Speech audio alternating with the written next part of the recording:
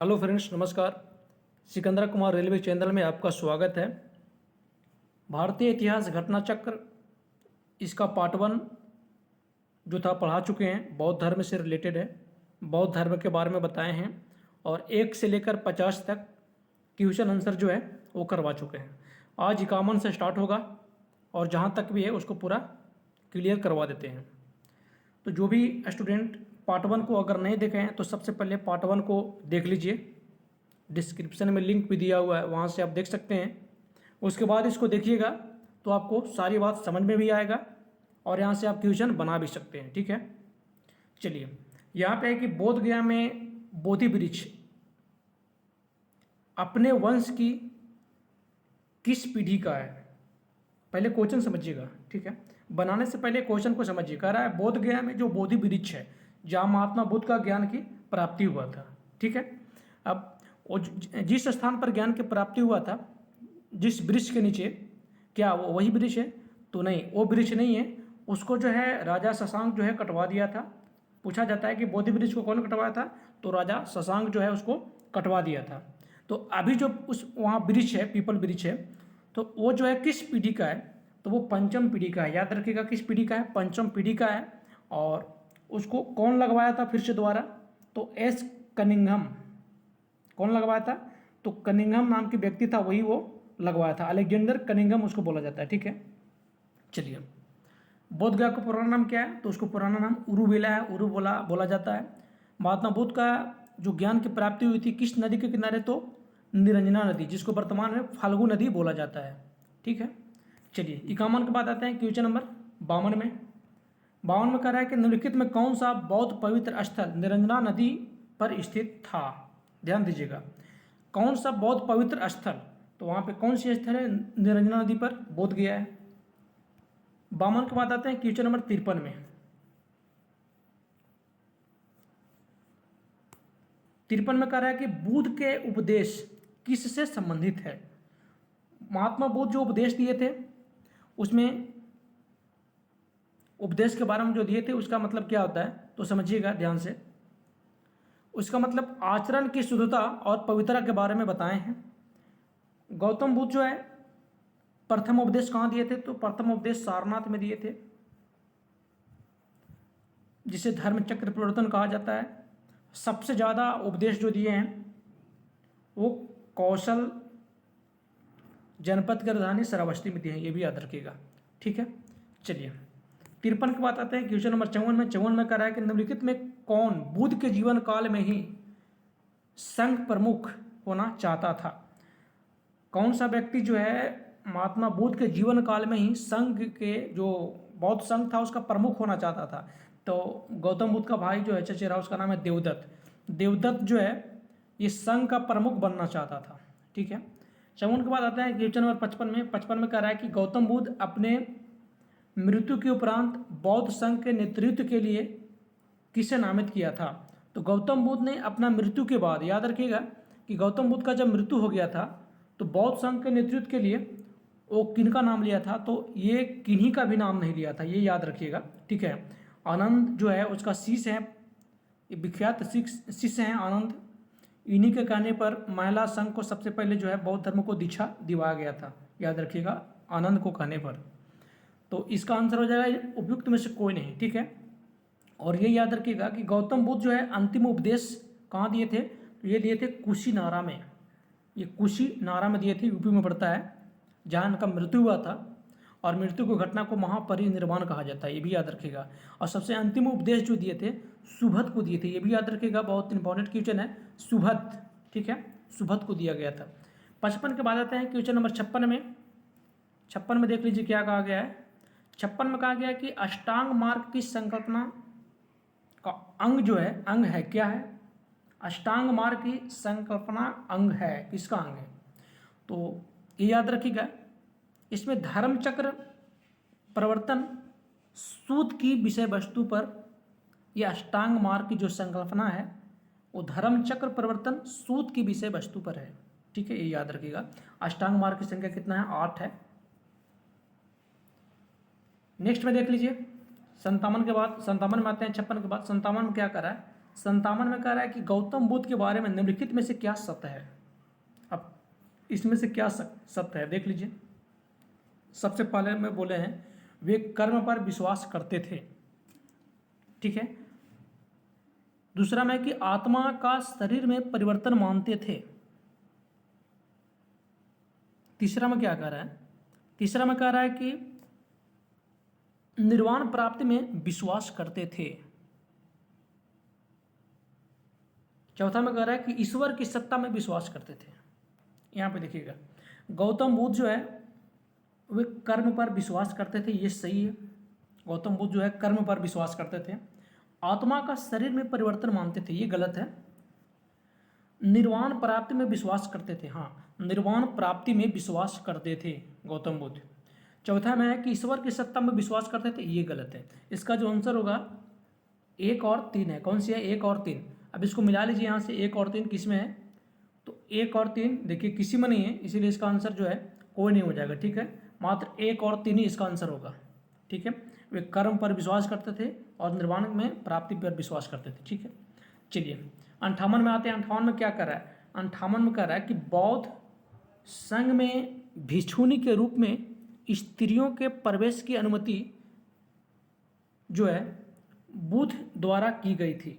समझिएगा बात को, ठीक है। तो बौद्ध संघ में भिक्षुनी के रूप में स्त्रियों के प्रवेश की अनुमति बुद्ध के द्वारा की गई थी। कहाँ किया गया था? तो देखिए ये जो किया गया था ये वैशाली में किया गया था। जब गौतम बुद्ध वैशाली में थे तो आनंद के कहने पर उन्होंने महिलाओं को, स्त्रियों को बौद्ध धर्म में प्रवेश लेने के लिए आज्ञा मतलब जो है वो दिया था। और वैशाली में सबसे पहले वहाँ पे सबसे पहले शामिल होने वाला स्त्री का नाम है महाप्रजापति गौतमी, जो इनका लालन पालन किया था, ठीक है। तो याद रखिएगा कि बौद्ध धर्म में स्त्री जो है सबसे पहले कौन सी स्त्री प्रवेश की थी? तो गौतमी हो जाएगा, जो उनकी मौसी कहलाती है, ठीक है। ये याद रखिएगा। और यहाँ से एक और बनता है वैशाली के बारे में कि गौतम बुद्ध जो है अंतिम वर्षा ऋतु कहाँ बिताए थे? तो ये वैशाली में ही बिताए थे, ठीक है। ये भी याद रखिएगा। 58 के बाद आते हैं क्वेश्चन नंबर 59 में। 59 में कह रहा है त्रिपिटक क्या है? त्रिपिटक जो है क्या है? तो त्रिपिटक जो है बुद्ध के उपदेश का संग्रह है। बुद्ध के उपदेश का क्या है? बुद्ध के उपदेश का संग्रह है त्रिपिटक। त्रिपिटक जो है 3 प्रकार का होता है, विनय पिटक, सूत पिटक और अभिधम पिटक। अब विनय पिटक में किसका वर्णन है? तो विनय पिटक में गौतम बुद्ध का उसमें नियम जो भी जो संघ में शामिल होने के लिए जो नियम है, नियम के बारे में उल्लेख किया गया है, ठीक है। सूत पिटक में उपदेश दिए हैं। सूत पिटक में जो है उन्होंने उपदेश दिए हैं।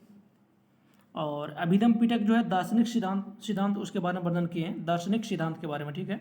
तो याद रखिएगा दार्शनिक सिद्धांत जो है ये अभिधम पिटक में, और धार्मिक सिद्धांत के बारे में पूछेगा तो सूत पिटक में हो जाएगा, ये याद रखिएगा, ठीक है। चलिए 59 के बाद आते हैं क्वेश्चन नंबर 60 में। 60 में कह रहा है कि त्रिपिटक ग्रंथ किस धर्म से संबंधित है? तो त्रिपिटक जो है बौद्ध धर्म से संबंधित हो जाएगा। ऑप्शन नंबर इसका क्या हो जाएगा? बी हो जाएगा, ठीक है।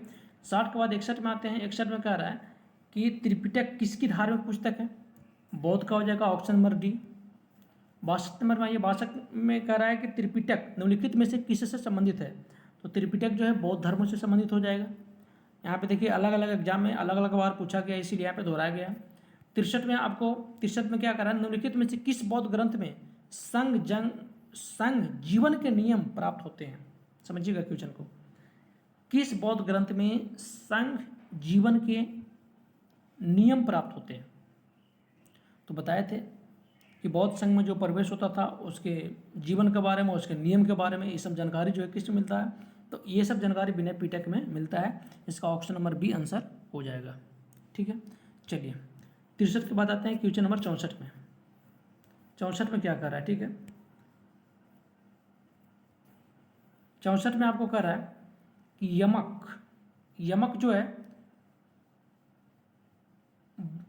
जो है बुद्ध पिटक से संबंधित है। तो ये याद रखिएगा, यमक बुद्ध पिटक मतलब कौन सी पिटक से संबंधित है?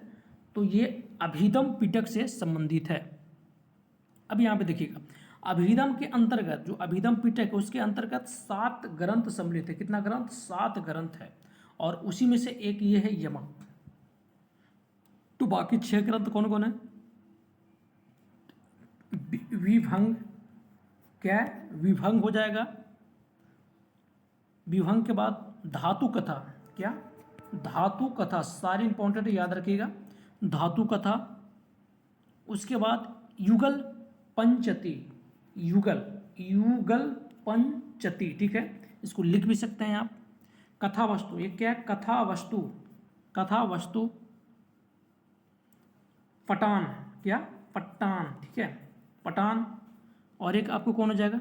यमक, ठीक है। तो 7 अभिधम पिटक का 7 प्रमुख ग्रंथ है, ठीक है। तो इसमें याद रख लीजिएगा सबको, ठीक है। चलिए 64 के बाद आते हैं क्वेश्चन नंबर 65 में। 65 में कह रहा है निम्नलिखित में किस बौद्ध साहित्य में महात्मा बुद्ध के नैतिक एवं सिद्धांत किससे संबंधित है? मतलब कौन सी पिटक में नैतिक और सिद्धांत के बारे में बताए हैं? तो नैतिक और सिद्धांत किस में दिए हैं? तो ये जो दिए हैं किस में हो जाएगा ये? तो ये हो जाएगा आपको डी में है सूत पिटक, सूत पिटक में हो जाएगा। किस में हो जाएगा? सूत पिटक में हो जाएगा। ऑप्शन नंबर इसका डी सही आंसर होगा, ठीक है। जातक कथाएं में क्या मिलता है? तो जातक कथाएं में महात्मा बुद्ध का पुनर्जन्म के बारे में उसका जीवनी लिखा गया है, वो सब बताता है, ठीक है। जातक में ये भी याद रखिएगा। 65 के बाद आते हैं क्वेश्चन नंबर 66 में। 66 में कह रहा है निम्नलिखित बौद्ध धर्म में 3 रत्न का, बौद्ध धर्म में त्रिरत्न का अभी मतलब क्या होता है? तो बुद्ध धम्म संघ, ये जो है बौद्ध धर्म में 3 रत्न, इन्हीं को कहा जाता है, बुद्ध धम्म और संघ को, ये भी याद रखिएगा, ठीक है। 66 के बाद आते हैं क्वेश्चन नंबर 67 में। 67 में कह रहा है कि प्राचीन भारत के बौद्ध मठों में पवरन नामक समारोह आयोजित किया जाता था। अब ये जो है पवरन नामक समारोह क्या है, अब उसके बारे में है, देखिए यहाँ पे, ठीक है। तो प्राचीन भारत के बौद्ध मठों में परवन नामक एक समारोह हुआ था। तो वो जो है क्या था, याद रखिएगा, वर्षा ऋतु के दौरान मठों में प्रवास के समय भिक्षुओं द्वारा किए गए अपराधों को स्वीकारोक्ति का अवसर होता था। उसमें कहने का मतलब क्या होता था कि बौद्ध भिक्षु जो है, भिक्षुओं द्वारा अगर कोई गलती करते थे तो सभी को अपराध अपना जो है स्वीकार किया करता था, ठीक है। उसी को यहाँ पे क्या बोला जाता है? ये बोला जाता है पवरन। क्या बोला जाता है? पवरन। और फिर वहाँ पे सभी लोग बैठ करके विचार करते थे कि बौद्ध धर्म को कैसे प्रचार किया जाएगा, पीछे क्या घटना घटा है। तो ये जो है ना, एक समारोह होता था जिसको बोलते हैं पवरन समारोह। उसी समारोह में सब विचार विमर्श करते थे, जो गलती करते थे वो अपराध को स्वीकार करते थे, ठीक है। तो ये याद रखिएगा, कब होता था? तो वर्षा ऋतु के दौरान ही होता था, ठीक है। चलिए 67 के बाद आते हैं क्वेश्चन नंबर 68 में। अब इसमें 67 यहाँ पे खत्म हो गया है। चलिए बैठ जाते हैं।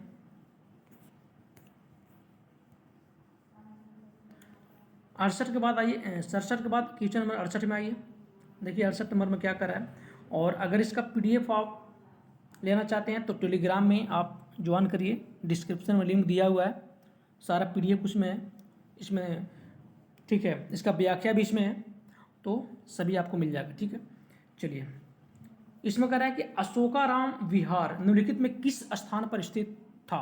तो अशोकाराम विहार जो है ये पाटलिपुत्र में था। कहाँ था? पाटलिपुत्र में। याद रखिएगा, ये अशोक जो है, अशोक बनाया था अशोकाराम विहार को। ऑप्शन नंबर 20 का हो जाएगा 68 का। 68 के बाद आते हैं क्वेश्चन नंबर 69 में। 69 में कह रहा है कि विश्व का सबसे ऊंचा कहा जाने वाला विश्व शांति स्तूप ये कहाँ है? तो विश्व का सबसे ऊंचा कहे जाने वाला जो शांति स्तूप है वो राजगीर में है। कहाँ है? राजगीर में है। ऑप्शन नंबर सी हो जाएगा। ये राजगीर की पहाड़ी पर है और 400 मीटर की ऊंचाई पर, ये भी याद रखिएगा, कितना? 400 मीटर की ऊंचाई पर स्थित है ये, ठीक है। 69 के बाद आते हैं 70 में, और ये याद रखिएगा कि राजगीर में कौन सा बौद्ध संगीति हुआ था? तो प्रथम बौद्ध संगीति जो हुआ था 483 ईसा पूर्व में, वो राजगीर में ही हुआ था, जिसका अध्यक्ष कौन किए थे? तो महाकश्यप इसका अध्यक्षता किए थे, और ये अजातशत्रु के शासनकाल में हुआ था, ये भी याद रखिएगा। और यही राजगीर में गौतम बुद्ध जब अलार कलाम से शिक्षा ग्रहण किए थे सांख्य दर्शन का, तो उसके बाद दूसरा जो है राजगीर में मिले थे, जिसका नाम था रुद्र करामपुत को। किसके? रुद्र करामपुत से मिले थे, और वहाँ पे भी वो शिक्षा ग्रहण किए थे, ठीक है। 69 के बाद आते हैं क्वेश्चन नंबर 70 में कह रहा है कि बुद्ध की जो 80 फुट की बड़ी प्रतिमा जो बोध गया में है वो निर्मित की गई थी, किसके द्वारा? तो ऑप्शन नंबर है जापानियों के द्वारा निर्मित किया गया था, ये भी याद रखिएगा। ठीक है, जापान के संसद को क्या बोलते हैं? जापान के संसद को डायट बोलते हैं। और जापान में 2 शहर है, हिरोशिमा और नागासाकी, ये इंपॉर्टेंट याद रखिएगा, जिस पर परमाणु बम गिराया गया था अमेरिका के द्वारा 6 अगस्त 1945 को। लिटिल बॉय गिराया गया था हिरोशिमा पर, और नागासाकी पर गिराया गया था फाइटमैन, ठीक है, 9 अगस्त 1945 को, ये भी याद रखिएगा। ठीक है, 70 के बाद आते हैं क्वेश्चन नंबर 71 में। देख लीजिए यहाँ पे क्या है 71 में कह रहा है कि सर्वप्रथम स्तूप शब्द कहाँ से मिलता है? तो स्तूप शब्द सबसे पहले क्या बात होता है? सबसे पहले ऋग्वेद से मिलता है। ठीक है, और से मिलता है, जैसे अथर्ववेद में भी मिलता है, वाजसेनी संहिता में भी मिलता है, तैत्तिरीय ब्राह्मण ग्रंथ में भी मिलता है, और पंचविश ब्राह्मण ग्रंथ में भी मिलता है। ठीक है, ये भी याद रखिएगा। लेकिन सबसे पहले की बात हो रहा है तो सबसे पहले ऋग्वेद में मिलता है। ऋग्वेद के बारे में बता दिए हैं, ऋग्वेदिक काल के बारे में आप नहीं देखे हैं तो जा करके देख सकते हैं मेरे चैनल पर। ठीक है, 71 के बाद आते हैं क्वेश्चन नंबर 72 में कह रहा है कि वह स्तूप स्थल जिसका संबंध भगवान बुद्ध के जीवन की घटना से नहीं रहा है, वह कौन सी है? स्तूप स्थल के बात में यहाँ कर रहा है, स्तूप स्थल। ठीक है, तो सारनाथ में क्या हुआ था? तो सारनाथ में सबसे पहले वो उपदेश दिए थे। ठीक है, जिसे धर्मचक्र प्रवर्तन कहा जाता है। बोध गया की बात करते हैं तो बोध गया में ज्ञान की प्राप्ति हुआ था। बोध गया का पूरा नाम उरुवेला है। कुशीनारा में उनकी मृत्यु हुआ था, और साथ साथ में सबसे अंतिम उपदेश भी दिए थे कुशीनारा में। और कुशीनारा जो है मल्लों की राजधानी है, ये भी याद रखिएगा, न भूलिएगा। मल्ल प्रदेश की राजधानी कुशीनारा में है। ठीक है, चलिए सांची की बात करते हैं तो सांची के स्तूप अशोक बनवाया है। अब यहाँ पे कह रहा है कि महात्मा बुद्ध के जीवन की घटना से नहीं है, तो सांची में उनकी घटना नहीं है। ठीक है, ये याद रखिएगा। ऑप्शन नंबर इसका बी हो जाएगा राइट आंसर। 72 के बाद आते हैं क्वेश्चन नंबर 73 में कह रहा है निम्नलिखित स्तूप का सही तथैतिक क्रम क्या होगा? इसमें सही क्रम बताया गया, तो सही क्रम इसमें कौन होगा? ठीक है, समझिएगा, पहले क्वेश्चन को समझ लीजिए। क्वेश्चन तो कुछ नहीं है, समझना है इसको। सही क्रम में क्रम में इसको बताना है कि कौन सा इसमें सही होगा। ठीक है, अब यहाँ पे सबसे पहले समझिएगा। ठीक है, भारहूत और सांची जो स्तूप है, इसकी स्थापना हुआ था मौर्य शासक अशोक के शासनकाल में। भारहूत और सांची का अशोक किए थे। ठीक है, और इसमें जो धमेक स्तूप का निर्माण हुआ है, ये धमेक, ये भी आपको अशोक के शासनकाल में ही हुआ है। और अमरावती जो हुआ है ये सातवाहन के समय में हुआ है। ठीक है, इसको देखिए क्या है ना कि इसका आंसर जो है कला अनुक्रम में नहीं हो सकता है। इसके बारे में जो है अलग अलग इतिहासकार अलग अलग बताए हैं। तो ये सिर्फ समझ लीजिए कि भारहूत, सांची और धमेक ये अशोक बनवाए थे, और अमरावती सातवाहन ने बनाया। ठीक है, ये याद रखिएगा। चलिए नेक्स्ट में देख लीजिए क्वेश्चन नंबर 74 में क्या कर रहा है कि अनात्मवाद सिद्धांत है किसका है? तो ऑप्शन नंबर सी बौद्ध दर्शन का हो जाएगा। ठीक है, 74 के बाद आते हैं क्वेश्चन नंबर 75 में। 75 में कह रहा है कि संसार अस्थिर और क्षणिक है, इसका निम्न में किससे संबंध है? तो संसार अस्थिर और क्षणिक है, तो ये बौद्ध से संबंधित है। किससे संबंधित है? यानी बौद्ध से संबंधित है। ये बौद्ध दर्शन में जो क्षणिकवाद है, ठीक है, क्षणिकवाद को स्वीकार किया गया है। ठीक है, क्षणिकवाद को क्या किया गया? स्वीकार किया गया है। बुद्ध ने स्वयं अनित्यवाद के सिद्धांत का प्रतिपादन किया है, और क्षणिकवाद अनित्यवाद का तार्किक विकास होता है, ये याद रखिएगा। ठीक है, चलिए 75 के बाद आते हैं क्वेश्चन नंबर 76 में। इसका देखिए व्याख्या किया हुआ है, आप यहाँ से पढ़ लीजिएगा इसको, इसका PDF में दे दूंगा। ठीक है, क्वेश्चन नंबर 76 में कह रहा है निम्नलिखित में से किसे एशिया के ज्योतिपुंज के तौर पर जाना जाता है? तो गौतम बुद्ध को एशिया का ज्योतिपुंज कहा जाता है। और ये जो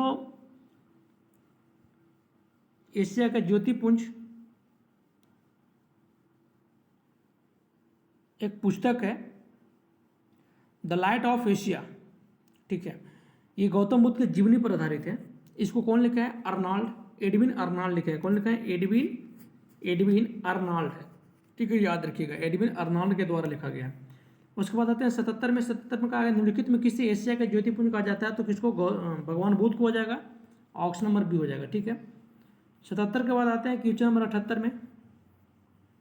क्वेश्चन नंबर 78 में क्या कर रहा है कि क्षणिकवाद का प्रतिपादन कौन किए हैं? तो अभी जस्ट बताएं कि क्षणिकवाद का प्रतिपादन जो है महात्मा बुद्ध ने किए हैं, क्षणिकवाद का प्रतिपादन, ठीक है। 79 में कह रहा है कि भारत के सांस्कृतिक इतिहास के संदर्भ में पारमिता शब्द सही विवरण निम्नलिखित में कौन सा है? पारमिता का सही विवरण क्या है उसके बारे में यहाँ पे जानकारी लेना है, ठीक है। देखिए, इसका सही अर्थ है परिपूर्णताएं जिनकी प्राप्ति से बोधिसत्व पथ प्रशस्त हुए हैं। जहां बोधिसत्व का मतलब हुआ है ज्ञान की प्राप्ति, ठीक है, उन्हीं को क्या बोला गया? उन्हीं को बोला गया पारमिता। क्या बोला गया? पारमिता, ठीक है। तो इसका जो सही आंसर हो जाएगा वो सी हो जाएगा, बोधिसत्व इससे संबंधित है, ठीक है। नेक्स्ट में देख लीजिए, यहाँ पे लिखा हुआ है कि सर एडविन अर्नाल्ड की पुस्तक द लाइट ऑफ एशिया है, ये किस पर आधारित है? तो ये जो है ललित विस्तार पर आधारित है, ये भी याद रखिएगा, किस पर? ललित विस्तार पर आधारित है, ठीक है। 80 के बाद आते हैं क्वेश्चन नंबर 81 में, और ये पुस्तक कब लिखा गया है? ये 1879 में लिखा गया है, ये लंदन में लिखा गया है, ये भी याद रखिएगा, the light of Asia 1879 London में लिखा गया, ठीक है।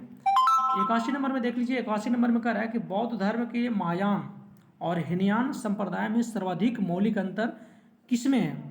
तो सर्वाधिक मौलिक अंतर जो है देवी देवताओं की पूजा में है, क्योंकि महायान में गौतम बुद्ध को देवता कहा गया है, जबकि हीनयान में महापुरुष बताया गया है, याद रखिएगा, ठीक है। चलिए, 81 के बाद आता है क्वेश्चन नंबर 82 में। 82 में कह रहा है कि गौतम बुद्ध को एक देवता का स्थान किस राजा के युग में प्राप्त हुआ था? तो राजा जो देवता का स्थान था ये महायान शाखा से संबंधित है। महायान, जब हीनयान और महायान ये जो दोनों का विभाजन हुआ था, ये कब हुआ था? तो ये चतुर्थ बौद्ध संहिता के समय में हुआ था, जो ईसा के प्रथम शताब्दी में लिखा गया था, और ये जो है उस समय कनिष्क के समय में हुआ था, याद रखिएगा। तो इसका जो आंसर हो जाएगा कनिष्क ही हो जाएगा, ऑप्शन नंबर बी हो जाएगा, ठीक है, याद रखिएगा। 82 के बाद 83 में नंबर में आता है 83 में कह रहा है कि भारत में पहले जिस मानव प्रतिमाओं को पूजा किया गया था वह कौन सी थी? तो भगवान बुद्ध की थी, भगवान बुद्ध की, और इसी के समय धार्मिक जुलूस वगैरह सबसे पहले आरंभ हुआ था, ठीक है, गौतम बुद्ध के समय। 83 के बाद आते हैं 84 में। 84 में कह रहा है कि देश में निम्न में से किसने मूर्ति पूजा की नींव रखी थी? तो बौद्ध धर्म जो है सबसे पहले मूर्ति पूजा की नींव रखी थी, ये भी याद रखिएगा। 84 के बाद आते हैं क्वेश्चन नंबर 85 में। 85 में क्या कह रहा है? गंधार शैली की मूर्ति कला में युद्ध के सारनाथ में हुए प्रथम धर्म उपदेश से संबंध प्रवचन मुद्रा का नाम क्या है? गंधार शैली की मूर्ति कला में बुद्ध की सारनाथ में हुए प्रथम धर्मोपदेश से संबंधित प्रवचन जो मुद्रा है, उस मुद्रा का क्या नाम है? तो ये पता है ना कि जब प्रथम उपदेश दिए थे सारनाथ में, उसको धर्म चक्र प्रवर्तन कहा जाता है, ठीक है। तो आंसर इसका क्या हो जाएगा? धर्म चक्र। 85 के बाद आते हैं क्वेश्चन नंबर 86 में। 86 में कह रहा है कि बुद्ध की खड़ी प्रतिमा निम्नलिखित में किस काल में बनाई गई थी? खड़ी प्रतिमा के बारे में यहाँ पे बात हो रहा है, ठीक है। तो जो खड़ी प्रतिमा थी वो कुषाण काल में बनाया गया था, ये याद रखिएगा, ऑप्शन नंबर इसका बी हो जाएगा। कुषाण वंश के संस्थापक कुजुल कटफिसेस हैं, ये भी याद रखिएगा, ठीक है। 86 के बाद आते हैं क्वेश्चन नंबर 87 में। 87 में कह रहा है कि बुद्ध की प्राचीनतम प्रतिमा किस शैली में प्राप्त हुआ है? तो जो बुद्ध की प्राचीनतम प्रतिमा है वो किस शैली में प्राप्त हुआ है? तो उसका कोई शैली नहीं है, वो याद रखिएगा, ठीक है। एक गंधार शैली और मथुरा शैली है। ऐसे इतिहासकार को कहना है कि सबसे पहले जो बुद्ध की प्रतिमा बना है वो गंधार शैली में बना है, नहीं मथुरा शैली में बना है, और गंधार शैली में तो बहुत सारा आता है उसमें, तो इसका सही निष्कर्ष कोई नहीं निकाला है। इसीलिए बुद्ध की प्राचीनतम प्रतिमा की अगर बात की जाए तो इसमें कोई नहीं हो जाएगा, ठीक है। चलिए 87 के बाद आते हैं क्वेश्चन नंबर 88 में। 88 में क्या कर रहा है कि भगवान बुद्ध की प्रतिमा कभी कभी एक हस्त मुद्रा युक्त दिखाई गई है, जिसे भूमि स्पर्श मुद्रा कहा जाता है। यह किसका प्रतीक है, यानी भूमि स्पर्श मुद्रा जो है ये किसका प्रतीक है, ये याद रखिएगा, इंपॉर्टेंट है, ठीक है। तो ये जो है भूमि स्पर्श मुद्रा किसका प्रतीक है, तो इसका जो आंसर आपको हो जाएगा ऑप्शन नंबर बी हो जाएगा। मार के प्रलोभन के बावजूद अपनी सुचिता और शुद्धता का साक्षी होने के लिए बुध का धरती का आवाहन करना। मार के मतलब यहाँ पे क्या होता है, कामदेव, ठीक है। कामदेव के प्रलोभन के बावजूद अपनी शुचिता और शुद्धता का साक्षी होने के लिए बुध का धरती पर आह्वान, ये इसका राइट आंसर हो जाएगा, ऑप्शन नंबर बी हो जाएगा। 88 का ऑप्शन नंबर बी सही आंसर हो जाएगा, ठीक है, ये याद रखिएगा। 88 के बाद आते हैं क्वेश्चन नंबर 89, 89 में आते हैं। 89 में क्या कर रहा है कि भूमि स्पर्श मुद्रा की सारनाथ बुध मूर्ति से संबंधित है किस काल में, तो भूमि स्पर्श मुद्रा की सारनाथ बुध किस मूर्ति यानी किस काल से संबंधित है, तो इसका जो राइट आंसर हो जाएगा ऑप्शन नंबर डी गुप्त काल हो जाएगा, ठीक है। और गुप्त वंश के संस्थापक कौन है, गुप्त वंश के संस्थापक श्रीगुप्त है, याद रखिएगा, ठीक है। 89 के बाद आते हैं क्वेश्चन नंबर 90 में। इसमें कह रहा है कि सारनाथ की भूमि स्पर्श मुद्रा वाली बुद्ध प्रतिमा जो है ये गुप्त काल से संबंधित है, ऑप्शन नंबर बी हो जाएगा, ठीक है। देख लीजिए 91 में कह रहा है कि भारत के सांस्कृतिक ऐतिहासिक के संदर्भ में निम्नलिखित युग्मों पर विचार करना है, ठीक है। सांस्कृतिक के बारे में यहाँ पे दिया हुआ है और इसमें जो युग्म दिया है उस पर आप विचार करिए। सबसे पहले है कि परिवर्जक, इसका मतलब क्या है, परित्यागी एवं भ्रमणकारी। आपको चूज करना है कि कौन सही है कौन गलत है, ठीक है। श्रमण, श्रमण का मतलब क्या होता है, उच्च पद प्राप्त पुजारी। एक इसमें उपासक, उपासक का मतलब यानी बौद्ध धर्म का साधारण अनुगामी को उपासक बोलते हैं। ये सही आप है या गलत है उसके बारे में यहाँ पे दिया हुआ है, तो देखिएगा इसमें सबसे पहले क्या कर रहा है, परिवर्जक। तो परिवर्जक के मतलब परित्यागी या भ्रमणकारी, ये सही है। परिवर्जक का मतलब होता है परित्यागी या भ्रमणकारी। श्रमण, श्रमण के मतलब क्या होता है, तो श्रमण के मतलब भिक्षु या साधु को श्रमण कहा जाता था, ठीक है, तो ये गलत है, ये नहीं होगा। उपासक, जो बौद्ध धर्म का साधारण अनुगामी थे उसे उपासक कहा गया है। 1 और 3 इसमें सही होगा, ठीक है, ये याद रखिएगा। इसमें आपको ऑप्शन नंबर बी हो जाएगा, 1 और 3 हो जाएगा, ठीक है। नेक्स्ट में देख लीजिए कितना 91 के बाद आता है क्वेश्चन नंबर 92 में। 92 में देख लीजिए क्या कर रहा है, 92 में कर रहा है निम्नलिखित में से कौन से शासक ने बौद्ध मत के विस्तार का योगदान नहीं किया है, कौन सी शासक जो है बौद्ध मत के विस्तार का योगदान नहीं किया है। हर्षवर्धन, हर्षवर्धन सही है। कनिष्क, कनिष्क भी सही है। अशोक भी सही है। इसमें पुष्यमित्र शुंग हो जाएगा, इसका आंसर ऑप्शन नंबर डी हो जाएगा, ठीक है। 92 के बाद आते हैं क्वेश्चन नंबर 93 में। 93 में कह रहा है कि निम्नलिखित पर विचार करें और नीचे दिए गए कूट से सही उत्तर चूज करना है, कि कौन सा इसका सही उत्तर होगा। कह रहा है कुशीनगर मल्ल गणराज की राजधानी थी, तो सही है कि मल्लों की राजधानी कहाँ थी, कुशीनगर में थी। आर में कह रहा है महात्मा बुद्ध का महापरिनिर्वाण कुशीनगर में हुआ था, ये भी सही है। तो ए और आर दोनों सही है। अब इसमें देखिए क्या कर रहा है, ए और आर सही है, आर ए की सही व्याख्या कर रहा है। व्याख्या इसमें नहीं हो रहा है, जो ए और आर दोनों सही है परंतु आर ए की सही व्याख्या नहीं कर रहा। ऑप्शन नंबर इसका 20 सही होगा, जो हो जाएगा, ठीक है, ये याद रखिएगा। चलिए 93 के बाद आते हैं 94 नंबर में। 94 में क्या कर रहा है, 94 में कर रहा है निम्नलिखित युगों में से सही को सुलोमित करना है, सुमिलित करना है सही को, ठीक है। लोथल, लोथल क्या था, प्राचीन गोदी क्षेत्र था। सारनाथ क्या था, बुद्ध का प्रथम धर्म उपदेश था। आपको देखना है कि कौन सा सही है, ठीक है। तो डायरेक्ट इसके मुद्दा पर आते हैं, कौन सी इसमें सही होगा, देखिएगा। लोथल जो है प्राचीन गोत्री क्षेत्र था, ये सही है। लोथल गुजरात में पड़ता है, यहाँ से गोदीवाड़ के अवशेष मिले हैं, ठीक है, तो प्राचीन गोदी क्षेत्र है, ये सही है। सारनाथ बुद्ध का प्रथम उपदेश, ये भी सही है, क्योंकि बुद्ध का प्रथम उपदेश जो है सारनाथ में दिए थे। अशोक सिंह स्तंभ कहाँ पड़ता है, जो अशोक का सिंह स्तंभ है वो आपको कहाँ पड़ता है, तो याद रखिएगा ये गलत है, ठीक है, ये क्या हो जाएगा, ये गलत हो जाएगा। अशोकासीन स्तंभ जो है राजगीर में नहीं है। ठीक है। चौथा में क्या करा है, चौथा में करा है कि नालंदा बौद्ध अधिगम का महान पीठ था। ये सही है कि बौद्ध अधिगम का महान पीठ था कहाँ, नालंदा में था।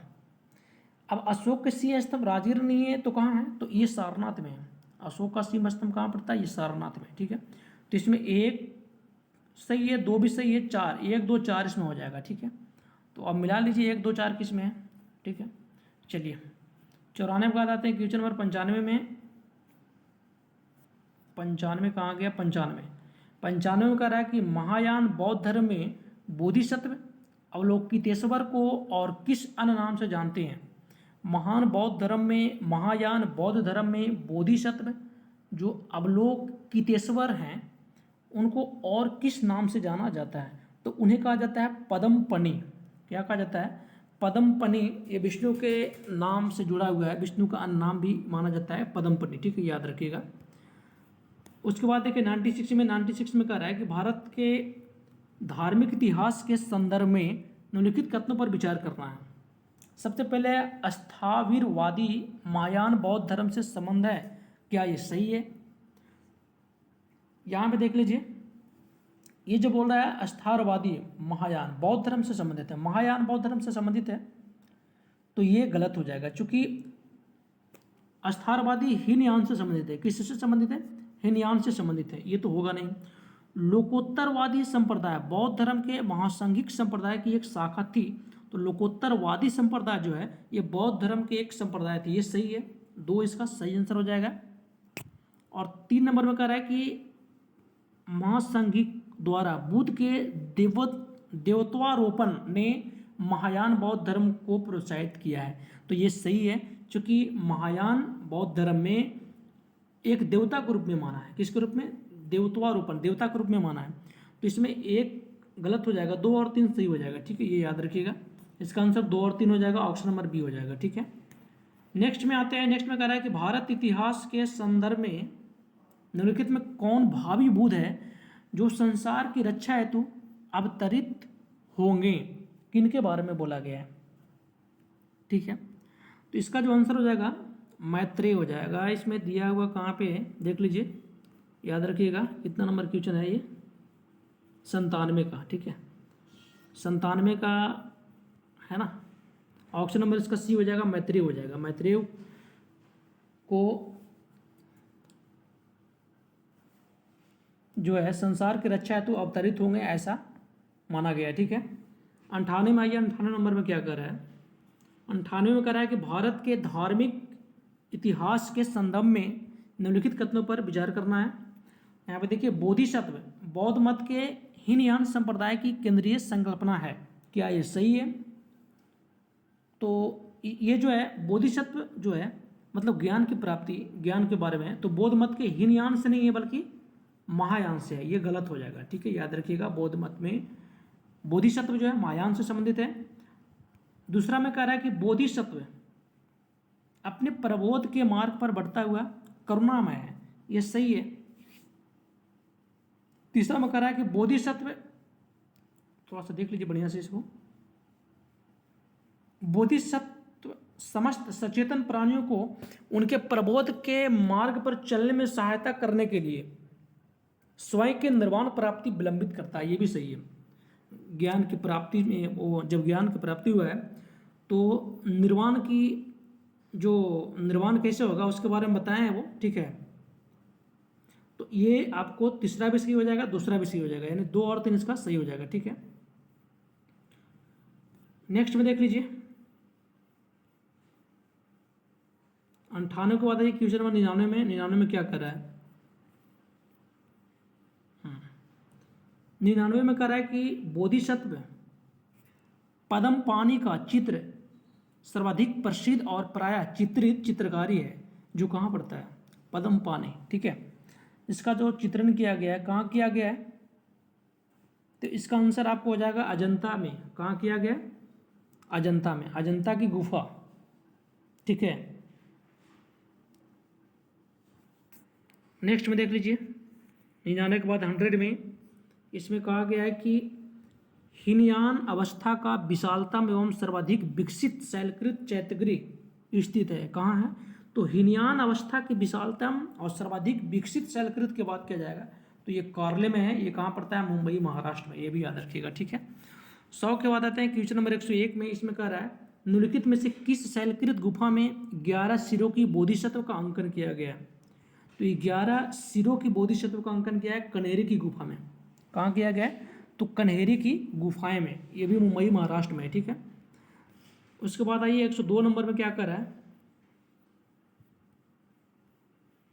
102 नंबर में कह रहा है कि प्रथम शताब्दी ईस्वी में किस भारतीय बौद्ध भिक्षुक को चीन भेजा गया था? तो नागार्जुन को। ऑप्शन नंबर डी हो जाएगा, नागार्जुन को चीन भेजा गया था। याद रखिएगा, ठीक है। सापेक्षता का सिद्धांत कौन दिए? तो सापेक्षता का सिद्धांत नागार्जुन दिए हैं। कौन सी किताब में? तो माध्यमिक कारिका। माध्यमिक कारिका, ये पुस्तक उनका नागार्जुन का, ठीक है। चलिए 103 नंबर में आइए। 103 नंबर में क्या कर रहा है? शून्यता का सिद्धांत का सर्वेक्षण कौन किया? तो ये भी आपको नागार्जुन ही हो जाएगा। 103 के बाद आइए 104 नंबर में। इसमें कह रहा है नागार्जुन किस बौद्ध संप्रदाय के थे? तो माध्यमिक थे। कौन थे वो? माध्यमिक थे। योगाचार संप्रदाय का संस्थापक मैत्रेय किया, ये भी याद रखिएगा, ठीक है। 104 के बाद आते हैं 5 नंबर में। 5 नंबर में कह रहा है कि बौद्ध शिक्षा का केंद्र है। तो बौद्ध शिक्षा का केंद्र बौद्ध धर्म में जो है कौन है? तो उसमें 3 था, नालंदा, विक्रमशिला और वल्लभी। 3 था, ठीक है। तो इसमें 3 में से इसमें एक इसका आंसर है विक्रमशिला। विक्रमशिला हो जाएगा, ठीक है। नालंदा जो है महायान शाखा से संबंधित है। वल्लभी जो है हीनयान से संबंधित है, ये भी याद रखिएगा, ठीक है। 105 के बाद आते हैं क्वेश्चन नंबर 6 में। 106 नंबर में क्या कर रहा है देख लीजिए। इसमें कर रहा है वल्लभी विश्वविद्यालय स्थित है। कहाँ पड़ता है वल्लभी? तो वल्लभी गुजरात में पड़ता है, ये भी याद रखिएगा। ऑप्शन नंबर इसमें डी हो जाएगा। 106 के बाद 107 नंबर में कह रहा है नालंदा विश्वविद्यालय की स्थापना किस युग में हुआ था? नालंदा विश्वविद्यालय की जो स्थापना हुआ था किस युग में हुआ था? गुप्त के शासनकाल में हुआ था, ठीक है। नालंदा विश्वविद्यालय की स्थापना कुमारगुप्त प्रथम किया था, ठीक है। कुमारगुप्त प्रथम किया था, याद रखिएगा। 107 के बाद आइए 108 में। नालंदा विश्वविद्यालय के संस्थापक कौन थे? तो कुमारगुप्त थे। ऑप्शन नंबर बी हो जाएगा, ठीक है। 108 के बाद आइए क्वेश्चन नंबर 109 में कह रहा है इसमें नालंदा विश्वविद्यालय किसके लिए प्रसिद्ध था? तो नालंदा विश्वविद्यालय किस लिए प्रसिद्ध था? बौद्ध धर्म से संबंधित था ना वो, तो बौद्धों के लिए प्रसिद्ध था, बौद्ध दर्शन के लिए। ऑप्शन नंबर सी हो जाएगा, ठीक है।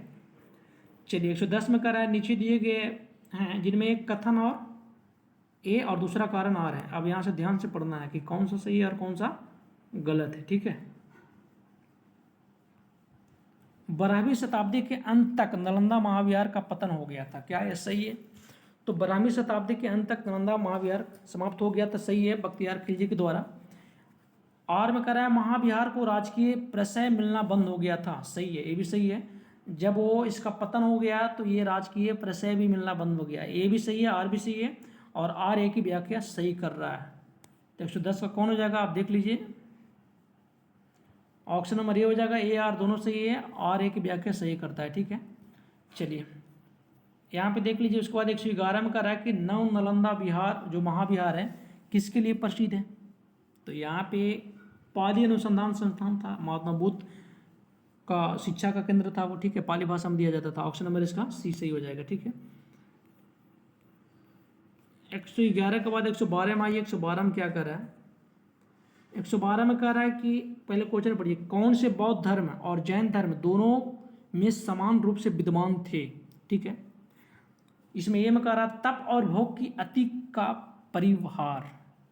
तो ये तप और भोग की अति का जो परिहार है ये सिर्फ बौद्ध धर्म में संबंधित है, ठीक है, बौद्ध धर्म में है ये जैन में नहीं है, तो ये तो नहीं होगा। वेद प्रमाण के प्रति अनास्था, किसके प्रति?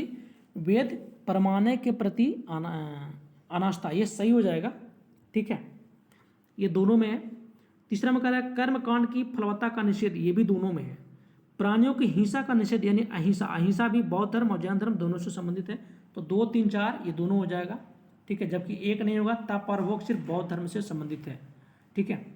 चलिए, तो 2, 3, 4 इसका सही आंसर हो जाएगा, जो है आप इसमें टिक कर लीजिए। ठीक है, 113 में क्या कर रहा है, 113 में कह रहा है कि प्राचीनतम भारतीय इतिहास में कौन सा बौद्ध धर्म जैन धर्म, वही है क्वेश्चन।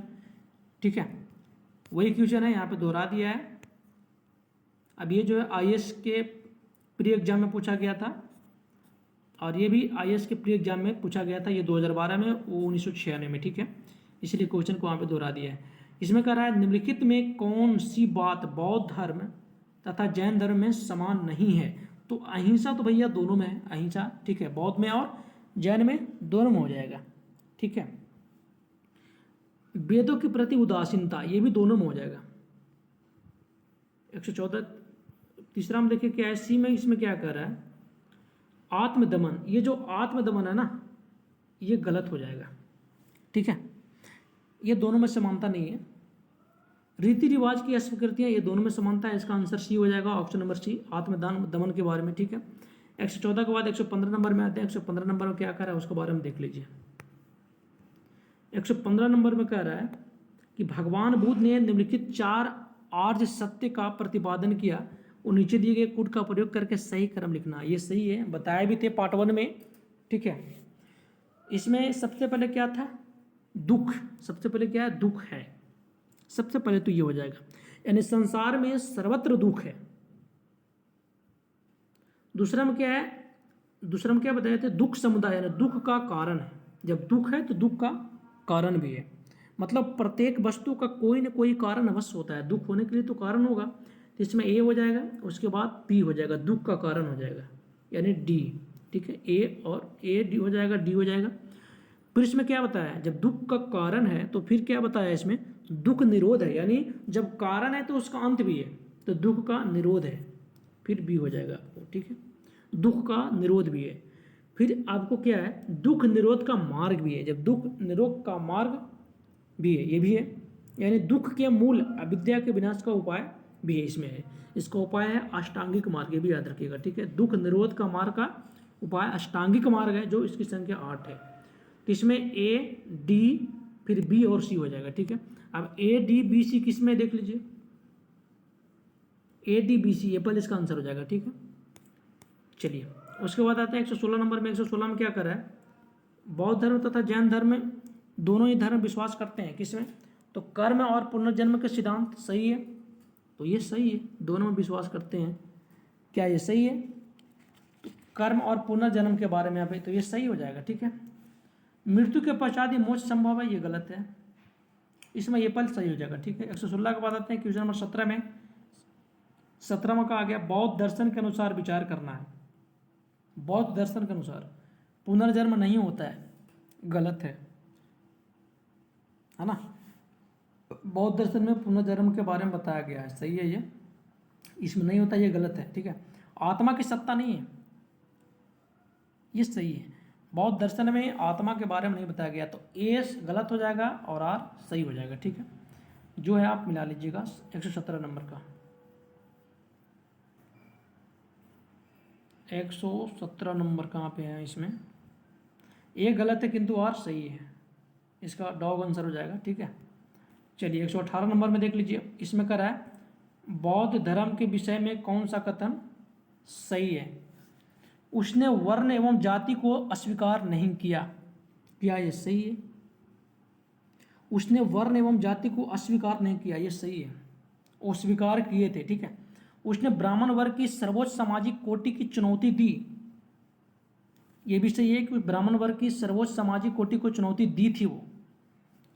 ठीक है, मतलब उनको कहना क्या था, ब्राह्मण वर्ग की जो सर्वोच्च सामाजिक है उसका सामाजिक स्थिति को स्वीकार नहीं किया था। ठीक है, तीसरा में उसने कुछ एक शिल्पों को निम्न माना है, कुछ शिल्पों को निम्न माना, ये भी सही है कि कुछ शिल्प को निम्न माना है। तो इसमें तीनों इसका सही हो जाएगा, 1, 2 और 3। ठीक है, 18 के बाद इसमें ये 119 नंबर में, 119 नंबर में कह रहा है कि बौद्ध धर्म के विस्तार के कारण में, इसमें क्या है, बौद्ध धर्म के विस्तार की जो है क्या है, तो धर्म की सादगी, तो बौद्ध धर्म की सादगी ये भी सही है।